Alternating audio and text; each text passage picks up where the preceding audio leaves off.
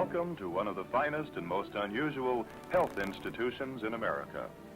This is the famous Spears Chiropractic Hospital, mecca of health seekers from all over the world, located on 15 acres in the heart of beautiful mile-high Denver, Colorado, with the magnificent Rocky Mountains in the background.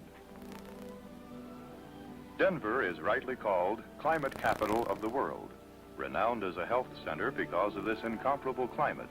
Clean, dry mountain air, sunny days year-round, great factors in restoring patients to a pleasurable state of mental and physical well-being. You're never a stranger at Spears. Visitors are impressed at the size and beauty of the grounds and buildings even before they enter the 600-bed hospital. This is the famous chiropractic insignia, the symbol of health and hope to more than 40 million people in the United States. Sick and crippled pass through these portals looking for the help that only chiropractic can give. This young lady, Sally Martin, is seeking aid for her brother, stricken with an ailment termed incurable by medical doctors.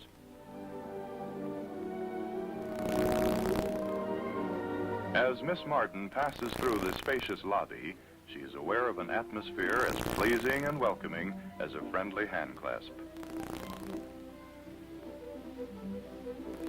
Approaching the information clerk, she inquires for Dr. Dan Spears, co-director of the hospital. But in pediatrics, miracles are everyday happenings, happy happenings.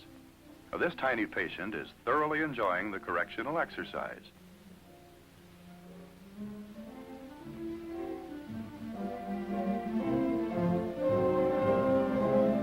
The head pediatrician is explaining distortion of skull and pressure on various brain areas.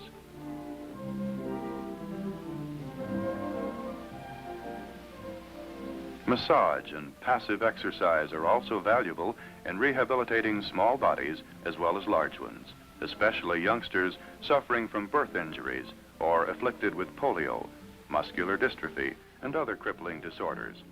Equipment such as standing boards and even massage and adjusting tables are sized to fit the small fry. This is one of the children's large sunny playrooms. Visitors, especially parents, exclaim over the fact that soon after children arrive, they settle down to enjoying themselves. There's rarely a case of homesickness here. As you can see, much of their play is also beneficial exercise in walkers, tricycles, strollers, kiddie cars, bicycles, and even the fascinating bucking horses. The spacious modern kitchen, equipped throughout with stainless steel, is a busy place while the preparation of meals is in progress. The best of food. An infinite variety of fresh vegetables, fruits, fish, and meats are served, with special diets tailored to the needs of individual patients and along these kindly halls of health.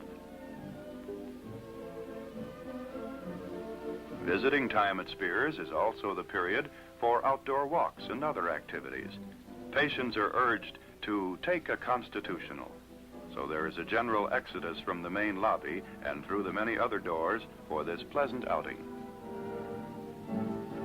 Fun in the sun is the order of the day.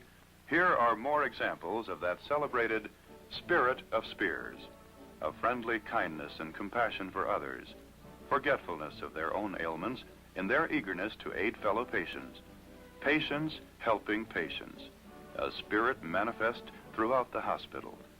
Those who are blessed with use of arms and legs pushing others in wheelchairs, others playing with children.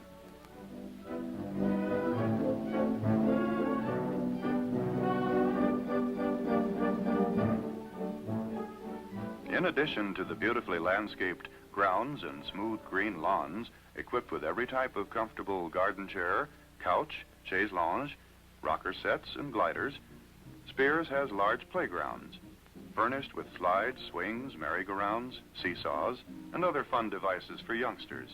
Also, other sport fields for horseshoes, croquet, badminton, volleyball. And now to show our visitor a few motion picture films of the living testimonials with which the hospital records abound.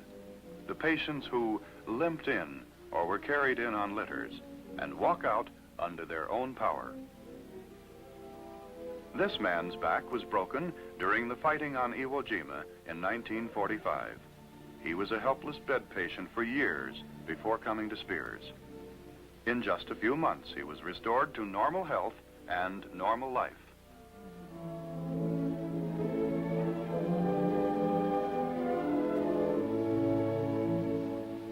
This attractive young lady limped into the hospital, a victim of multiple sclerosis. Her medical doctors told her there was no cure. She must just learn to live with it. But Spears' doctors helped her to live without it, and she too returned home in good health and has since married.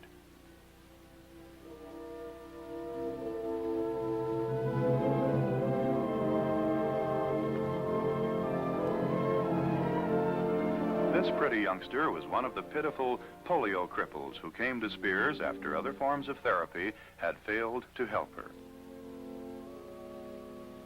She was able to discard her crutches within several weeks and not only learn to walk again, but to dance as well, much to the delight of her family. And even to turn a few somersaults to astonish her doctors. Another crippling disease known as Perthes, pronounced Partes, was the demoralizing ailment that brought this little fellow to Spears. His hip joints seriously damaged, his case pronounced hopeless. But Spears' doctors did not so regard it, and that their efforts to aid this child were rewarded are proven by the subsequent pictures of a lively, active, healthy, real boy. At last reports, he was a normal teenager, above the average physically and mentally, a champion roller skater. Rheumatoid arthritis is a cruel crippler that attacks young and old. Walking, even with a cane, was a painful effort for this young woman when she came to Spears. Her hands, too, were deformed with the disease. But time and treatment remedied all that. She walked without the slightest limp before leaving the hospital and had completely recovered the use of her hands.